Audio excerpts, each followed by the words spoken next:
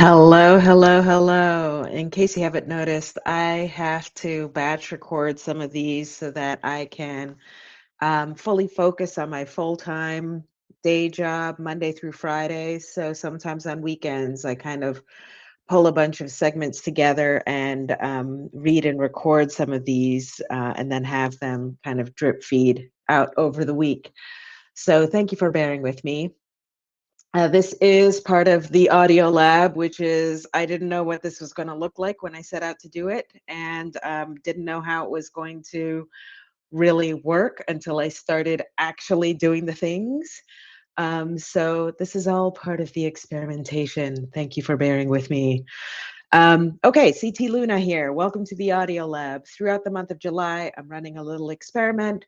I know so many of you love to listen to your books, and since I'm getting ready to eventually record and publish the official audiobook for Brown Beyond Borders, I wanted to practice out loud with you first. So every single day this month, I'm pulling up a chair, reading a few pages of my memoir, Brown Beyond Borders, Emerging into Golden Multidimensionality right here. If you're on the free list, these daily drops will stay open for just a few days before they head into the archives for my paid subscribers. So make sure you keep up. If you ever miss a session or you want to unlock the whole archive to listen at your own pace, you can upgrade to a paid subscription at any time. But today we are continuing in part 4, that's emerging into golden multidimensionality. And we are beginning with chapter 12, Shifting Self-Perception. So here goes.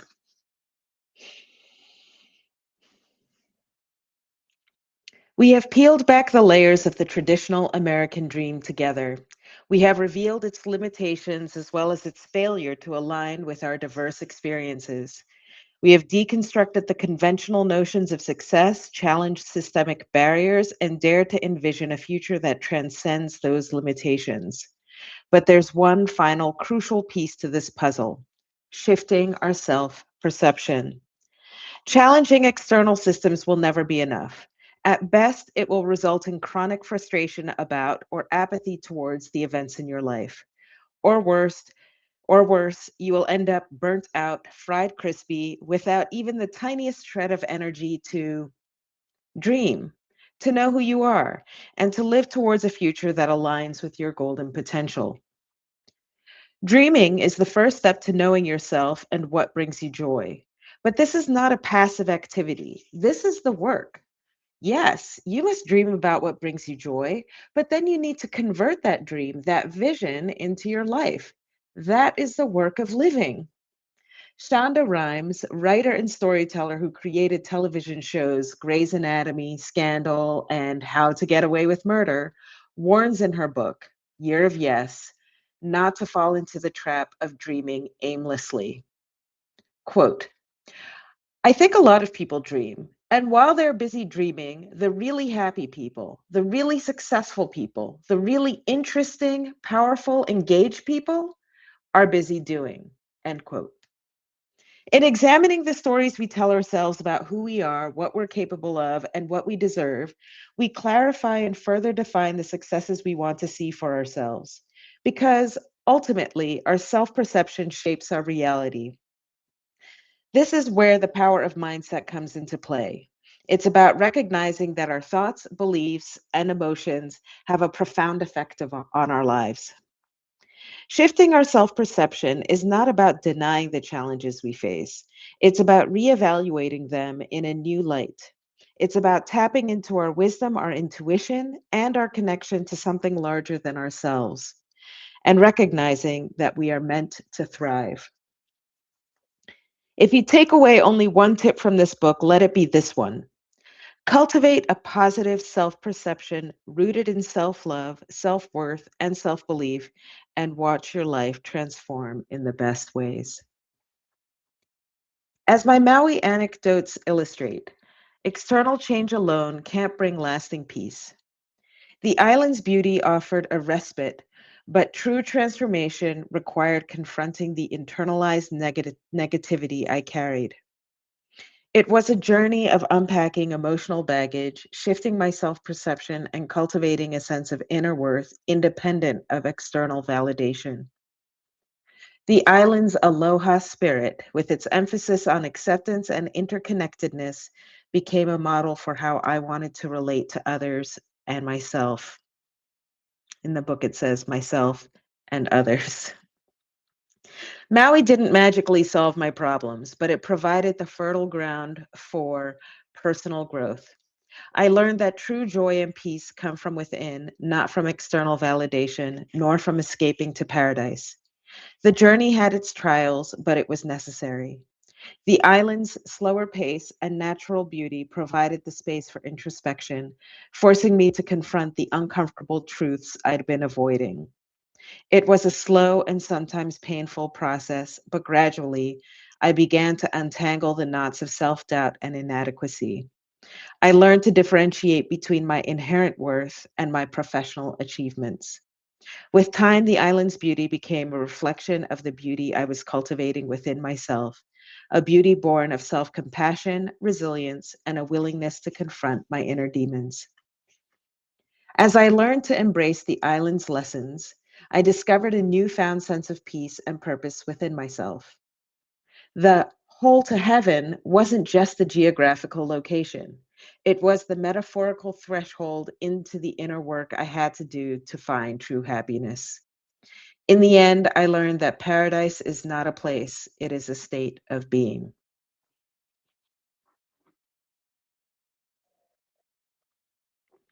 So, how was it that not 10 years later, I was in another paradise, Switzerland, struggling with the same chaos and anxiety I had experienced upon my arrival on Maui?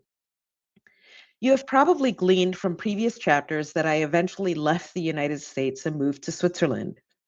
This was not a straight line journey.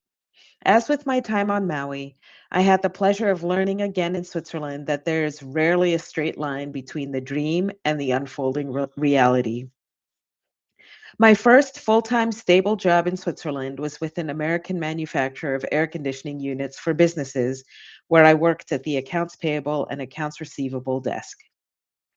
The company sold, repaired, and maintained thousands of industrial units scattered throughout the country across each of Switzerland's three linguistic regions: French, German, and Italian. When I had originally landed the APAR job, I was like on Maui, hugely relieved and appreciative to the universe. I could secure an apartment, pay for health insurance, and my husband and I could focus on our priorities again. Recalling Maslow's hierarchy of needs, our basic needs were met, and we could return to living our psychological needs and pursuing our self fulfillment needs. My ability to speak three of Switzerland's official languages, as well as English, combined with my proficiency in handling the business's invoicing and expenses, landed me the job. I was grateful for the opportunity at the time, but just as with my experience in documents processing, I began to feel a tug from within that was calling me to re enter the communications profession, as well as a corporate environment.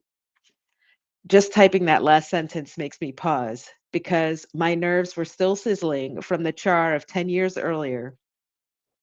I thought Maui had helped me out of my bad habits. How was it that even though I had redefined success to align with my values, I was returning to an environment that had nearly destroyed me? One weekend, my husband and I wandered into a used bookstore. After browsing the stacks for several minutes, we both made our way to the English corner, which had an excellent collection of fiction and nonfiction books. Among them was a book my husband reached for and started flipping through: Ask and It Is Given: Learning to Manifest Your Desires by Esther and Jerry Hicks. You might like this one, he said, handing the book over to me. I absent-mindedly flipped through the pages and tucked the book under another one I had picked up, a thick how-to on knitting and crochet, packed with various projects. After browsing a bit more, we made our way to the cash register, bought a small stack of books, and walked home. I'd be lying if I told you I opened the book right that weekend. It languished on my to read pile near my bed for several months before I finally cracked it open. Meanwhile, I was still applying for communications job after communications job, and the rejection letters were coming in at the same pace. They were doing a number on my confidence. Having lived in Switzerland for a few years by this time and holding daily conversations with my Swiss born and raised work colleagues at the air conditioning company, I learned a few things about the culture in the employment market.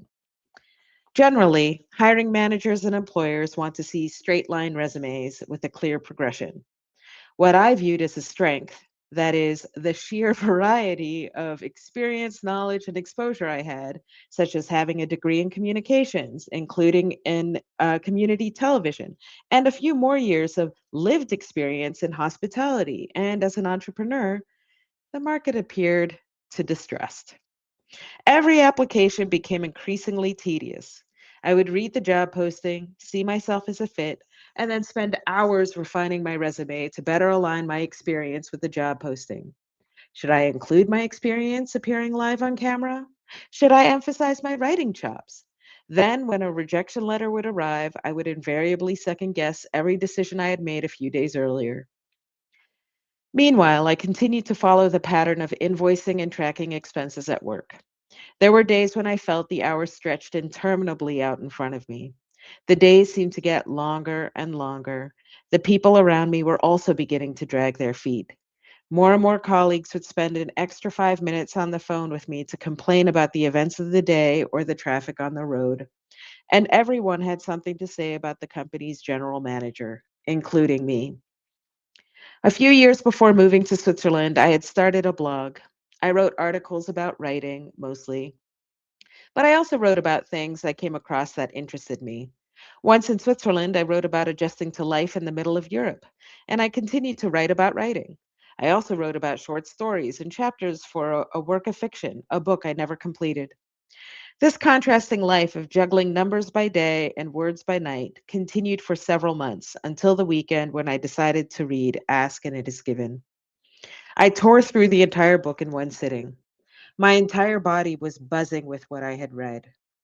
It's like Maui all over again, I said to my husband over lunch. Except this time, I'm realizing I have even more agency, more influence over my life than I thought I had. This conversation probably lasted for the rest of the afternoon, with me doing most of the talking and my husband just nodding along. My takeaway from the book was this: be clear about your desire, positive about your situation, expect that the universe will deliver on your desire, and appreciate the unfolding of the good that's coming to you. I know it's a mouthful. This new understanding was a game changer because it meant that I didn't have to try so hard and it didn't have to be difficult. I needed to let go and allow the entire process to be a lot easier. According to the book, the fact that applying for these jobs was becoming such a chore was a sign that all my efforts would be in vain. Quote, you cannot desire something, predominantly focus on the absence of it, and then expect to receive it, because the vibrational frequency of its absence and the vibrational frequency of its presence are very different frequencies. Another way of saying that is your desires and your beliefs must be a vibrational match in order for you to receive that which you desire. End quote. The first thing I did was re-explore my desire to return to communications work in a corporate environment. I went within and explored how the desire made me feel. So I wrote the desire on a piece of paper and just looked at the words. Quote, I want to land a job in a globally recognized organization that relies on my communication strengths as a writer, as a native English speaker, and that appreciates my multilingual abilities. End quote. I slowed my breath, inhaled deeply, and looked at the words. And I realized that some of the words made me feel good, positive, strong, and confident. And other words made me feel frustrated, powerless, worried, and less than. I had to clean up my contradictory vibration. What do I mean by that? Instead of the word a vibration, consider the word feelings or emotions. When I examined that sentence objectively, as if I were a job coach or a career coach, I would explore it word by word and ask my client, how does that make you feel? For example, the words, I want to land a job, held a lot of frustrated and powerless emotions for me at that time. It underscored that I had been sending out applications to dozens, if not hundreds, of potential employers over the 3 years I'd been living and working in Switzerland. It further exacerbated my disappointment at receiving a rejection email or letter. And each rejection letter reminded me that I wasn't getting paid for my writing and language strengths, nor for my creative writing abilities. It reminded me that I wasn't getting paid as a writer, that I was not a professional communicator. I felt like an amateur. The words globally recognized organization were also fraught with a range of complex feelings. Every time I received a rejection letter from an organization, it felt like an invalidation of my lifetime of lived experiences, an invalidation of the intersections that made up my multifaceted identity. I realized there was a tangle of emotion associated with every job application I had ever sent out in my life. Vibrations that were not in concert with the essence of my desires. In Ask and It Is Given, the teachings of Abraham are clear. Quote, your emotions let you know in every moment whether you are allowing your connection to who you are or not. When you allow your connection, you thrive. When you do not allow your connection, you do not thrive. End quote. I didn't have to do much more than look within myself. I was certainly feeling like I was not thriving and that life was complicated. I felt like the world outside of me was rejecting me. Other than on Maui, I struggled to remember a time when feeling accepted just for being myself was a given or at least easy. From my early childhood through my mid 30s, I can confidently say I never felt like I belonged. And I knew right then that as a US educated biracial brown woman living in the heart of Europe, I would have to love myself deeply and consistently because no one would be able to make me feel like I belong if I didn't hold myself in high esteem first. That is where we're stopping for today. So I will be continuing the second half of chapter 12 tomorrow. Um, I'll probably be recording it today, but I'll be sharing it tomorrow. If you have a question about the book, the writing process, or anything we covered in today's segment, drop it in the comments of this post, and I might just answer yours on a future episode. I'm really glad I get to share this unedited process with you.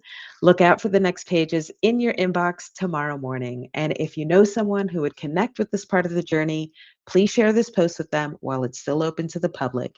And if you want to support this audio experiment and my writing as I start drafting book 2, consider becoming a paid subscriber to unlock everything. Thank you so much for listening, and I'll see you tomorrow.